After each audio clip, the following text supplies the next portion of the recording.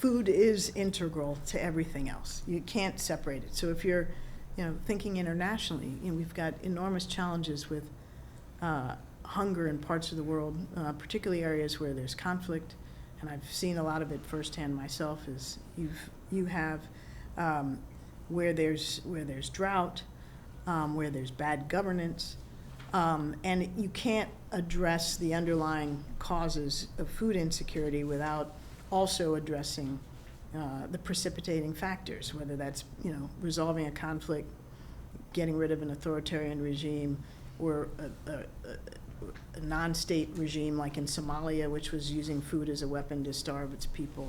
You got to get at the root causes, and the same is true here on the domestic side. You can't just hand out food in a food bank and expect that you're going to address poverty and underlying food insecurity. It's necessary, but it's not sufficient. As you know, you got to give people the skills and develop a local economy that is more sustainable. So a lot of the work that you do as you go around the country and the world feeding people most in need, the brilliance of it is you're developing the local market and the local economy. You're not just dumping donations from the United States or philanthropy into the market.